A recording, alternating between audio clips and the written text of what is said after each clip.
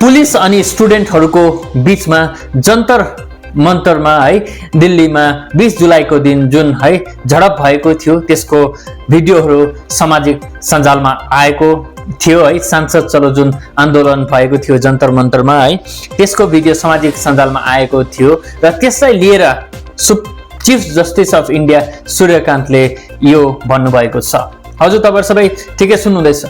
Chief justice of India सूर्यकान्तले के भन्नुभएको छ भन्दा 20 जुलाईको दिन जुन है जन्तर मन्तरमा आन्दोलन भएको थियो अथवा प्रोटेस्ट भएको थियो, किन भएको थियो भन्दाखेरि है कक्रोच जनता पार्टी अनि स्टुडेन्टहरू मिलेर जुन चाहिँ धेरै महिना अगाडि जुन चाहिँ नीटको पेपर लिक भएको थियो त्यसको बादमा धेरै विद्यार्थीहरूले आत्महत्या गरेका थिए है। त्यसलाई लिएर किन भारतमा यति बेसी पेपर लिकहरू हुँदैछन् त, किन एक्जामहरू राम्रोसँगले गराउन सकेको छैन गभर्नमेन्टले भन्ने कुराहरूलाई लिएर अगाडि बढेको थियो है। सांसद चलो भन्ने नाम दिएको थियो आन्दोलनलाई है।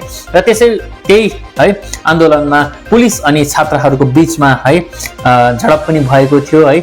हातपात हुँदाखेरि त्यो भिडियोहरू सामाजिक सञ्जालमा आएको थियो र त्यो भिडियोलाई जब हेरेर है जब कुरा सुप्रिम कोर्टमा पुगेर जब लयरले है चीफ जस्टिसको अगाडि त्यो कुरा राख्यो है तब चीफ जस्टिस अफ इन्डियाले के भन्नुभयो भने मैले तपाईहरुलाई भन्न चाहे है कोट गरे उहाँले भनेको कुरा, we are not interested in videos, we don't have time to watch. भन्नुको मतलब हामीलाई कुनै प्रकारको भिडियो हेर्नमा इन्ट्रेस्ट छैन र हाम्रोमा भिडियो हेर्ने टाइम पनि छैन भनेर भन्नुभयो चीफ जस्टिस अफ इन्डियाले। र जुन त्यो पिटिसन थियो त्यसलाई है अहिलेको लागि है त्यहाँ खारिज गरिदिनु भएको छ। र यो चीफ जस्टिस अफ इन्डियाको सूर्यकान्त जीको भनाइ तपाईहरुलाई कस्तो लाग्यो कृपया कमेन्ट गरेर भन्नु होला।